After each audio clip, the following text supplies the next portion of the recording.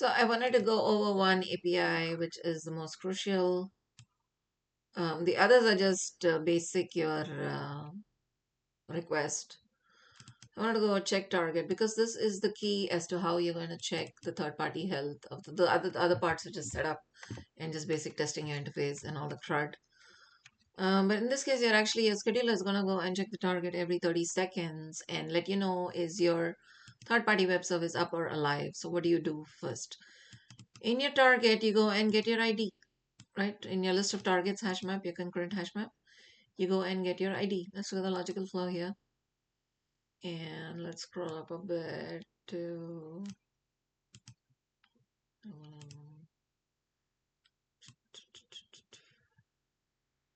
check. Yeah, this is what I want to check. There's a detailed write-up in logicalflow.md, so just read it up from the GitHub. Again, the GitHub link is in the description, and the name of the project is Health Check Third Party. So what you want to do in your flow is you want to check target exists, not found. Go check if it's in the cache. Is it in the cache? Is it less than 15 seconds old? Return from the cache. If otherwise, you continue. What is the next step? You want to check if the whole application is down. So you check the circuit breaker state. If circuit breaker state is open, that means there have already been 3 failures. So then you return down immediately. You're not going forward. If it's closed, you continue to check. And then you go and execute it. If you get a response, you return it. If not, how many retries are you going to do? That's set up in your configuration. You set that up in your application properties. How many retries you want to do? You want to do 3. And your cache time to live is 15 seconds. So that's how you go about it. And and then in the first iteration, you're going to return immediately. For the second iteration, there's going to be a delay in which you're going to multiply it by 2 times the previous delay. It's going to be exponential. And then you store the result in cache. And then you update the circuit breaker. Now, if your website is up, then you reset the circuit breaker failures to 0. If it's down, you increment it. And if it's greater than 3, then you open the circuit breaker window. So that's the flow for your retries. And let's see how we went about implementing it.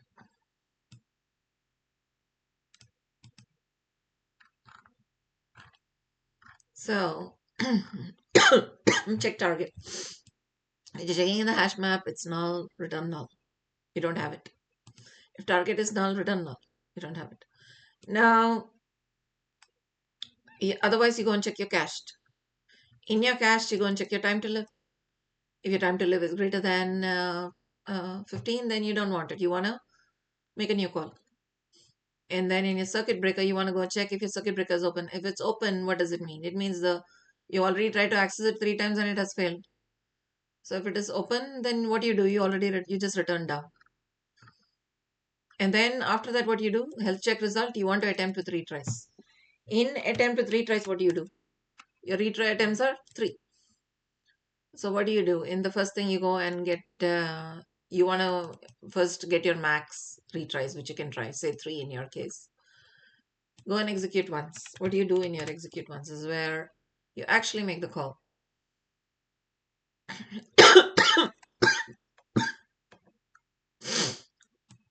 You're using a HTTP transport.execute. HTTP transport is just an implementation. It's just your interface and your implementation is here in Java TT transport. In case of Java TT transport, implementing execute. What are you importing here? You're importing HTTP client, HTTP request, HTTP response in Java.NET. So you see the implementation goes down to Java.NET. And you're going to do a send basically.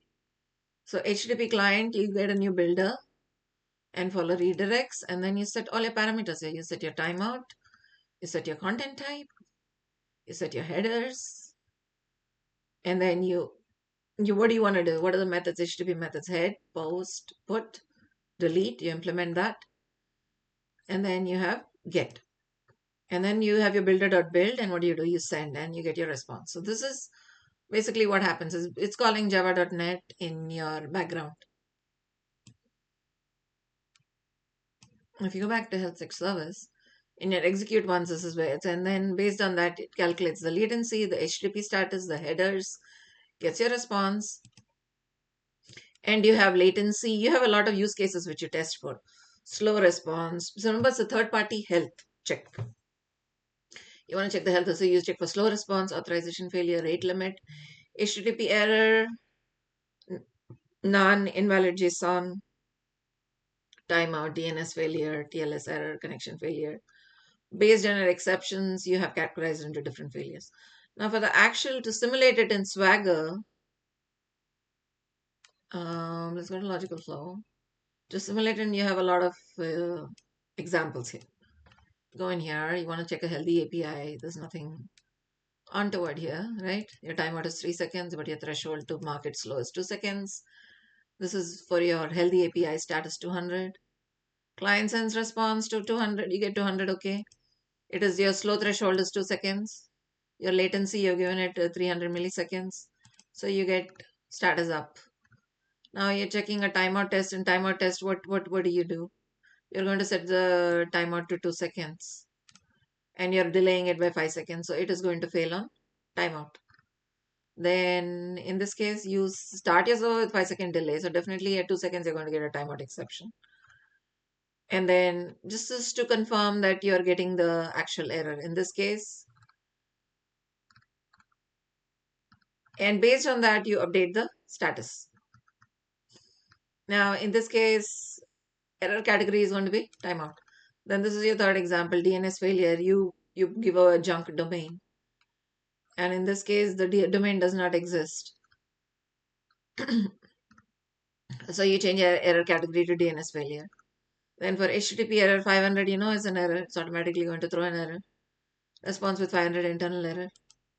And in this case, when you get an error, what happens? You do an at 200 milliseconds, you're going to retry again.